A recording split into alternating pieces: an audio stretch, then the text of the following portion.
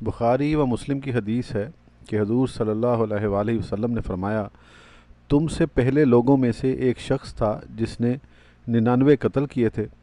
اس نے دنیا کے سب سے بڑے عالم کے متعلق پوچھ گچھ کی تو لوگوں نے اسے ایک راہب کا پتہ دیا۔ چنانچہ وہ راہب کے پاس آیا اور اسے کہا، میں نے 99 قتل کیے ہیں، کیا میری توبہ قبول ہو سکتی ہے؟ راہب بولا نہیں، اور اس آدمی نے راہب کو بھی قتل کر کے 100 قتل پورے کر لیے۔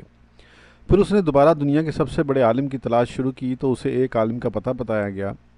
وہ عالم کے پاس گیا اور اس نے کہا کہ اس نے 100 قتل کیے ہیں، کیا اس کے لیے توبہ ممکن ہے؟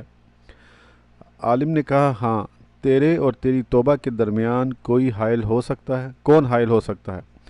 فلاں فلاں جگہ جاؤ، وہاں اللہ تعالیٰ کے نیک عبادت گزار لوگ رہتے ہیں، تم بھی وہیں جا کر ان کے ساتھ عبادت کرو اور پھر اپنے وطن واپس نہ آنا، کیونکہ